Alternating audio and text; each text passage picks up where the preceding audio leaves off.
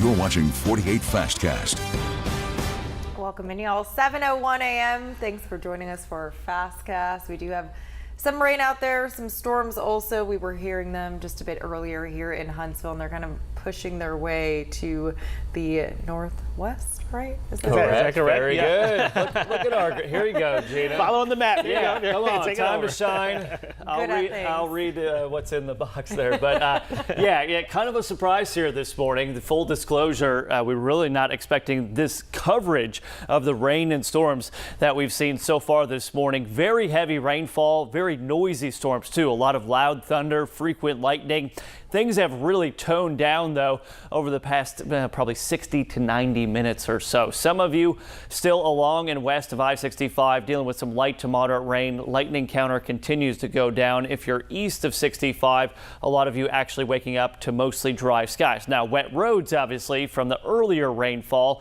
These storms, although they may be loud, they are not severe. Most of the lightning is actually tracking well off to the north and west, like Gina pointed out there, through parts of Lauderdale, Colbert, down into Franklin County and a good portion of Lawrence County, still dealing with some rain, but just expect some ponding and puddles to be forming on the roadways, potentially slowing down that morning commute. So about 8:30 or so, that wraps up the morning round of storms, and then we focus on the afternoon round of storms, and some of those storms could be stronger, gusty winds, heavy rain, hail, and lightning. We'll take a closer look at that coming up here in a little bit.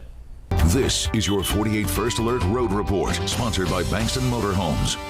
Like Eric mentioned, some of that rain definitely making the roadways a little wet this morning. The Parkway in Huntsville, you can see some of that splash coming from the vehicles that are driving along there. So you definitely want to stay safe if you're headed out this morning on your morning commute. You want to take a look at a couple of accidents, though, that have happened here. This one on Alabama 255 near Elko here in the around the Sherwood Park area. You can see there before you get to 565. That accident is still being worked on at this time. Then just up ahead, a little bit north of that, before you get to Mid-City on the Rideout Village area there, Research Park Boulevard, you can see not an accident, but definitely a major slowdown in that area before you get to 72.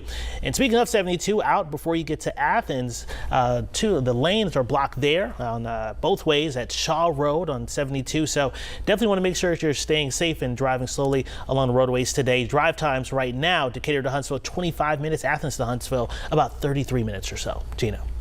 Jonathan, thank you. We are expecting to learn more about a Wednesday night shooting in Huntsville. This happened at an apartment complex on Jeff Road. MZ officials tell us a man was shot there just before 9 last night. That man was taken to Huntsville Hospital, but it's unclear what condition he is in or if anyone has been arrested. We have reached out for more information. A former Huntsville minister and foster parent will be sentenced today on sodomy and sexual torture charges. Patrick Streeter was charged with sexually abusing at least 2 children while they lived with him between 2018 and 2021. He was found guilty of the charges against him in May. Streeter is also a former minister at a local Baptist church in Huntsville. Investigators do not believe any of the crimes happened at the church. He is set to be sentenced later this morning. Today, a Jackson County judge will consider whether or not to grant bond to a kidnapping suspect. James Gurin is charged with holding 2 children hostage and using them as shields during a standoff in the Woodville area earlier this month. Now, this all unfolded at a home on Church Street. The standoff lasted for hours. Fortunately, the children made it out safely. Now, in addition to kidnapping, Gurin is also charged with reckless endangerment and harassment. His Anayas Law hearing is scheduled for 1:30 this afternoon. And a Madison County murderer's request for a new trial has been denied. A judge made that decision yesterday. Robert Shepard Jr. shot and killed William Singleton at a home in Tony in 2022. He also shot 2 other people during that incident. Shepard was found guilty of murder earlier this year following a short trial. He was sentenced to 30 years in prison. All new this morning, a Lauderdale County grand jury has indicted a Florence man for drug trafficking. Michael Ballantyne was arrested after a search warrant was carried out at a home in Zip City in March. Agents recovered more than 1.5 pounds of meth and more than 50 grams of fentanyl. Lauderdale County Drug Task Force Director Chuck Hearn told our media partners at the Times Daily the street value of the drugs was about $40,000. Also new this morning, a woman was killed in a crash in Coleman County. State troopers say 25-year-old Ayanna Scott was killed when the car she was driving slammed into a semi-truck on Tuesday. Scott's vehicle flipped and she was ejected from the car. The crash happened on State Route 91, a few miles south of Huntsville. Troopers say she was not wearing a seatbelt. Huntsville Hospital has a brand new canine that's working to keep patients safe. We'll introduce you to Canine Daisy right after the break.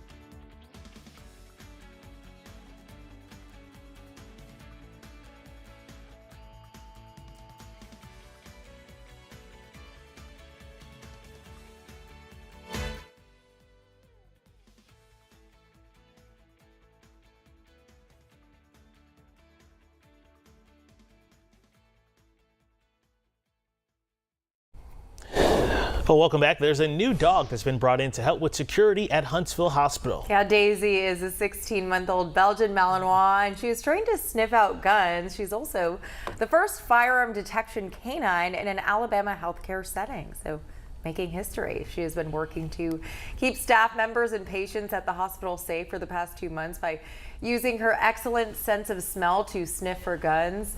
Daisy's handler, Gregory Sharp, says he tries to make sure she's seen by as many people at the hospital as possible. During the day, you'll find her walking with Sharp at the ER or along the hospital hallways. Huntsville Hospital Director of Security, Brett Bramlett, revealed that Daisy has already become such an important member of the hospital security team. So everyone from all walks of life come onto our campuses, and you know, when you have high emotions, substance abuse, along with the potential for violence, you also carry with that drugs and narcotics and weapons. So having the ability to search people when we need to is important to us. Well, Daisy is following in the footsteps of Canine Molly, who was brought in 3 years ago to help detect illegal narcotics at the hospital. Now, your first alert weather with meteorologist Eric Burke.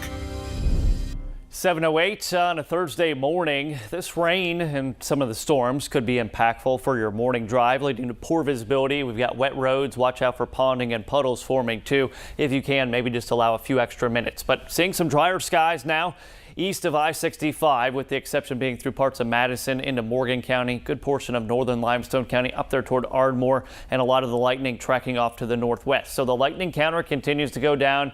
The rain threat will wrap up probably around 8:30 or so this morning, and then that gives us a chance to warm up. Another day under that heat advisory. Heat advisory goes through 7 o'clock on Friday. Looking at your forecast, feels like temperature well over 100 degrees for a good portion of the afternoon until we see scattered showers and storms popping up. So we'll see a little bit more cloud cover today, but still feeling like 100 plus degrees. These storms that are showing up on future radar expected through the afternoon into the evening.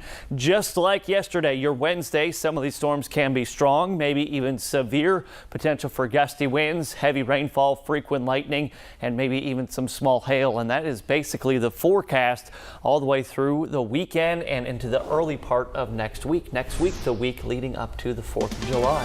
That's right. Well, looking forward to that. 4th of July coming up next week. All right. Thank you all so much for tuning in here to the Fastcast. Make sure you tune in to, of course, Tennessee Valley Living, and see Gina at noon. We'll see you later.